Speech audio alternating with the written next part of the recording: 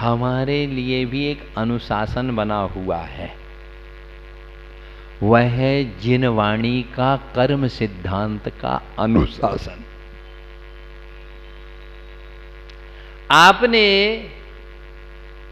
आपने आरटीओ का अनुशासन नहीं माना तो चल जाएगा। आपने भोजन करते समय जल्दी जल्दी आपको कहीं जाना है, समय नहीं है, कोई पोजीशन है, आप जल्दी से खा लेते हैं और पी लेते हैं, ये भी चल जाएगा। लेकिन जैन धर्म का जो कर्म सिद्धांत का अनुशासन, ये जैन धर्म के कर्म सिद्धांत की लक्ष्मण रेखा है। कर्म सिद्धांत क्या है? लक्ष्मण रेखा है। उसका जो भी उल्लंघन करेगा उसका उसे फल भोगना ही पड़ेगा। एक स्टूडेंट अपने टीचर की टीचिंग को, कोचिंग को, अपना होमवर्क को जितना अनुशासित होके करेगा उतना वह टॉप रिजल्ट लाएगा। एक नृत्यकार जितना अनुशासित होके नाचेगा उतना वह लोकप्रिय और प्रसिद्ध हो जाएगा। अनुशासन का अर्थ है स्वयं का स्वयं पर शासन। प्रायः हर कोई दूसरे पर तो दूसरे को अनुशासित देखना चाहता है, लेकिन जब तक हम स्वयं अनुशासित नहीं होंगे तब तक हमारा अनुशासन का उपदेश और आदेश सामने वाले को प्रभावित नहीं करेगा।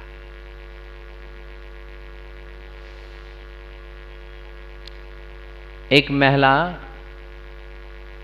भोजनशाला में भोजन बनाती है, रोटी बनाएगी। यदि अनुशासित होके नहीं बनाया ना तो रोटी भी जल सकती है, उसका हाथ भी जल सकता है। अब बिजनेस में आप ग्राहक के साथ कितना अनुशासित होके बोलते हैं? आप अब जो किसी ऑफिस में अपने बॉस के साथ, ऑनर के साथ, लीडर के साथ कितना आप अनुशासित होके बोलते हैं? देखिए, मन का जब अनुशासन भंग होता है तो व्यक्ति अशांत हो जाता है, डिप्रेशन और टेंशन में चला जाता है। दुनिया में व्यक्ति हर चीज का मैनेजमेंट कर रहे हैं, ऑफिस का, अपने लाइफ का, अपने बच्चों का, लेकिन व्यक्ति स्वयं का मैनेजमेंट नहीं कर पा रहा है। स्वयं अपने मन को अनुशासित नहीं कर पा रहा है, स्वयं मन पर अपना मैनेजमेंट नहीं चला पा रहा है। और जिसने अपने मन पर अनुशासन कर लिया वही भक्त से आज तक भगवान बन गए। धर्म का शुभारंभ, धर्म का ओपनिंग किससे होती है? जैन फिलॉसफी में उसे कहा गया है संयम धर्म। अनुशासन का अर्थ क्या है? संयम धर्म। एक ऑफिस में आपका स्टाफ है, एक सर्वेंट है, जितना अनुशासित होके अपना रिस्पॉन्सिबिलिटी और ड्यूटी करेगा उसका प्रमोशन भी होता है और वह अपने ऑफिस में उसे सब इज्जत भी देते। संसार का व्यक्ति अपने बच्चों को, आपके बच्चे हैं जो कॉन्वेंट में पढ़ते हैं या जूनियर स्कूलों में पढ़ते हैं, उनको यदि स्कूल जाने का जो टाइम है, उनका लंच बॉक्स, उनका बैग, उनका ड्रेस, गाड़ी आने के पहले कितने 5 मिनट पहले आप अपने बच्चे को रेडी कर देते, उसमें आप कितने अनुशासित हैं? दुकान पर आपको जाना है, अपना ऑफिस खोलना है, ऑफिस जाने के लिए आप कितने अनुशासित हैं बतलाइए। मैं आपसे पूछता हूं, भगवान की माला फेरते समय आप कितने अनुशासित हैं? महाराज श्री, आचार्य श्री, मन नहीं लगता है। प्रायः हर साधु से, पंडित से यही पूछा जाता है कि हमारा मन नहीं लगता है। मैं आपसे पूछता हूं, अभी इस सभा में कम से कम 100 से ज्यादा महिलाएं बैठी हुई हैं। देखो किसके सिर की बिंदी टेढ़ी लगी हो, जरा देखो एक की। कांच फूट जाए, परंतु मजाल क्या है, बिंदी को एक बार नहीं 10 बार उठाना और नीचे करना पड़े और चेंज करना पड़ेगा, लेकिन कहां बिल्कुल परफेक्ट रहेगी। अपनी बिंदी लगाने में आप कितने अनुशासित हैं, और भगवान के चरणों में चंदन लगाने में कितना नीचे चंदन गिरता है और कितना टेढ़ा लगाते हैं, क्योंकि आपका लक्ष्य नहीं है। वहां आपका क्या नहीं है, लक्ष्य नहीं है। महाराज जी, पूजन में मन नहीं लगता है। जब आप अपने ऑफिस या दुकान पर बैठते हैं, कैश काउंटर पर बैठते हैं, पार्टी को पेमेंट करना है 5 लाख, वो गिड्डी जो है 1-1 हजार की है, वो आपने ही अपने हाथ से लिख के रबर बैंड लगाया है। अपने बेटे से कहते हो, बेटे पेमेंट कर दो। बेटे से कहते, बेटे एक बार गिन लेना। थूक लगा के वो गिनता है। 5 लाख देना है। पिता को डाउट होता है कहीं 1 रुपया आगे का पीछे चला गया, तो पिता भी लेता है और उसको गिनता है। और उस समय तुम्हारे साले का फोन आ जाए मोबाइल पर। कभी साले का आता नहीं, बरसों से हो गया। उस समय बताओ, तुम्हारा नोट गिनने में मन कितना लगता है? क्या साले के लिए फोन में बात में मन लगता, किस में लगता? यदि हमने सावधानी हटी और कहीं 1000 का एक नोट ज्यादा चला गया, कितने लक्ष्य से आप गिनते हैं बतलाइए? उस समय मन भटकता है क्या? बताओ किसका भटकता है?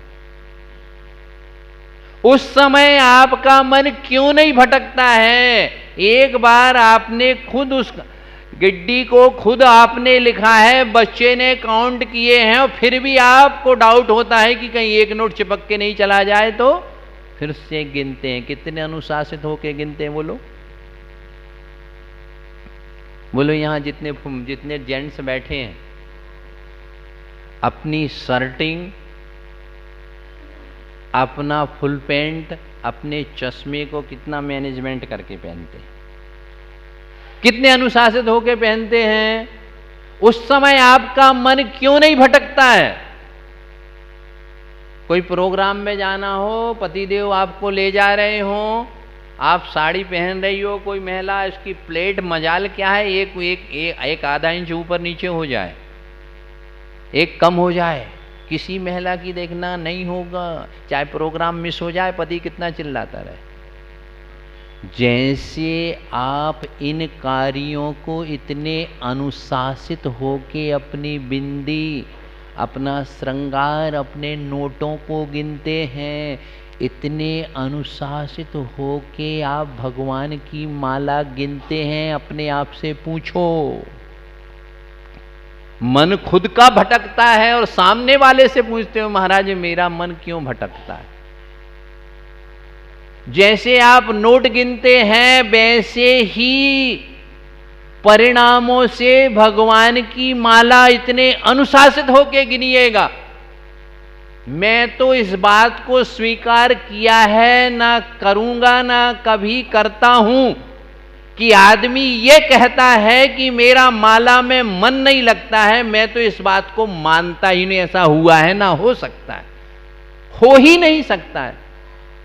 जब आप माला फेरने भी बैठे हैं तो मन नहीं भटकता, इम्पॉसिबल हो, ये होता ही नहीं है। मैंने तो जीवन भर यही किया है, कैसे मन भटकेगा? निश्चित है यदि हम अनुशासित होकर के भगवान का भजन करते हैं। आप लोग जाएंगे, अभी ब्रेकफास्ट करेंगे, आपकी पोती, आपकी बेटी, आपकी बहू राइस प्लेट लाएगी, पुलाव बना के कुछ भी लाएगी। यदि आप डाइनिंग टेबल पर बैठे हुए हैं, थोड़ा भी आपने गिरा दिया तो आपकी बहू और बेटी कहेगी, दादाजी, पापा जी, चाचा जी, देखो ये गंदा कर दिया, इसको उठाओ, और तुरंत साफ कर देंगे। बतलाइए, आप जब भगवान के दर्शन करने के लिए मंदिर में जाते हैं, चावल चढ़ाते समय कितने अनुशासित होके चावल चढ़ाते हैं, कितने नीचे गिरते हैं, कितने थाली में गिरते हैं, कितने अनुशासित होके उन अर्घ को चढ़ाते हैं, चिंतन करो। ये अनुशासन सुनिए, ये धर्म का शुभारंभ, धर्म का प्रारंभ संयम धर्म से ही होता है। जो व्यक्ति जितना अनुशासित रहेगा वही जीवन में महान बनेगा। जो बिजनेसमैन माल खरीदने में जितना अनुशासित होके माल खरीदेगा, ग्राहक को जितना अनुशासित होके बात करेगा और बेचेगा, उतना ही ज्यादा वो पैसा कमाता है, उतना ही उसकी दुकान चलती। ऐसे अनुशासित होके भी आप भगवान के पूजन करो, ऐसे अनुशासित होकर के भगवान का अभिषेक करो। आजकल तो अभिषेक होता, कल देखना, कल अभिषेक करेंगे ना तो अपने बेटे को और पोती को पहले से कह देंगे कि देख तुम फोटो उतारना, भगवान की आए या ना आए। हम लोग इस बात से बहुत अच्छा लगता है कि आदमी नमस्कार करने आते हैं, पहले नमस्कार बाद में करते हैं, मोबाइल की ओर पहले, कि आचार्य महाराज आशीर्वाद दे दें। अरे पहले आप अनुशासित होकर नमस्कार तो कर लीजिए, बाद में फोटो खिंचवाइए। हाँ, अनुशासन की बात, जब व्यक्ति को अपना पोज लेना हो, कितना अनुशासित होके लेता है बतलाओ। कितने अनुशासित होके आप अपने ड्रेस को, अपने फेस को, एक्टिंग, एक्टिविटीज सब चेंज हो जाती है, बिल्कुल पोज, एक्शन। ऐसे ही एक्शन से आप भगवान की आरती करो। ऐसे ही आप आरती करना चाहिए, ऐसे ही अर्घ चढ़ाना चाहिए। जितना आप अनुशासन का पालन करेंगे, अनुशासन को जो भी भंग करेगा, याद रख लीजिएगा उसी को घाटा होने वाला है। हम बिजनेस में इनकम टैक्स, सेल टैक्स के अनुशासन को भंग करने के, बचने के लिए कितना प्रयत्न करते हैं। हमारा तन का मैनेजमेंट जब बिगड़ जाता है, पार्टी में जाना है, फ्री में जाना है, महावीर जयंती को सुना है यहाँ सामूहिक भोजन होगा, तो सुबह से कोई, बहुत से लोग तो नाश्ता ही करके नहीं आएंगे, और वहां फोकट का माल ज्यादा खा लिया तो अनुशासन आपका खाने का बिगड़ गया तो शुगर बढ़ जाएगी। जब आदमी खाने का अनुशासन बिगड़ जाता है तभी डॉक्टर के पास जाता है। जब बोलने का अनुशासन बिगड़ जाता है तभी महाभारत और झगड़ा प्रारंभ हो जाता है। तो हर चीज में आप लोग अनुशासित हैं और अनुशासित रहना ही चाहिए। बैठने का भी एक तरीका होता है। ये क्या है? ये धर्म सभा है। इसे क्या कहते हैं? धर्म सभा। धर्म सभा किसे कहते हैं? लोकसभा नहीं है। आजकल लोकसभा और विधानसभा में क्या क्या हो रहा है, अभी गुजरात में क्या हुआ है और लोकसभा में क्या आप लोग देख रहे हैं, हम लोग सुनते हैं तो आश्चर्य होता है। ये कौन सी सभा है? धर्म सभा। और समोज शरण को भी महाधर्म सभा कहा गया है। और सभा किसे कहते हैं? सभ्यानाम जनानाम समाहारः सभा। सज्जन पुरुष जहां संत पुरुषों के मुख से सच्ची और अच्छी बातों को दिल से सभ्यता पूर्वक सुनते, उसे क्या कहते हैं? सभा। इसलिए धर्म में, मंदिर में आके सब बन जाओ, सज्जन बन जाओ, तो यही हमारा जीवन सफल है। आप लोग कितने अनुशासित होके सुनते हैं, लेकिन इसको कानों से सुनना बहुत जरूरी है। उससे ज़्यादा जो मन धर्म को श्रद्धा से, भक्ति से और अंतरंग से सुनता है, वह व्यक्ति जीवन में, अपने जीवन में अनुशासित होकर के अपने जीवन को महान बनाता है। तो कल आप लोगों को, आप सभी लोग अपनी घड़ी को चेक करवाएंगे और अनुशासित होकर कब आना है आपको? कितने बजे आना है? 6:30 बजे। बंगाल प्रदेश में कोलकाता के पास, मैंने कोलकाता चातुर्मास के पहले एक धूलियान चातुर्मास किया था, उसके पास एक सन्मति नगर है। वहाँ पर सेठी फैमिली की 11 फैमिली हैं। मैंने अनुशासन पर प्रवचन किया। एक दादाजी रोज आते थे, मैंने उनसे पूछा, आप दादाजी कल प्रवचन में क्यों नहीं आए? बोली, आचार्य महाराज आपकी कृपा से मुझे बहुत फ़ायदा हुआ। मैं मुनिराज था। बोली, महाराज श्री आपके आशीर्वाद से मुझे बहुत फ़ायदा हुआ। मैंने क्या हुआ? बोली, महाराज जी आपने अनुशासन की बात कही थी, मैंने अनुशासन करना प्रारंभ कर दिया, उससे मुझे बहुत फ़ायदा हो गया। मैंने क्या अनुशासन कर दिया? आप धर्म सुनने तो आए नहीं और कहते अनुशासन से मुझे फ़ायदा हो गया। बोली, महाराज जी मैं रोज़ दूध लेने जाता था, बहुत लेट जाता था। कल आपका प्रवचन सुना और मैं अनुशासित होके पहुंचा, तो वो पानी नहीं मिला पाया और जब दूध निकाल रहा था उसी समय मैं पहुंच गया, इसलिए मुझे बहुत फायदा हो गया। ऐसा अनुशासन आप लोग करते हैं और करना चाहिए। बोलो देवादेव कल्पतरु शांतिनाथ भगवान की।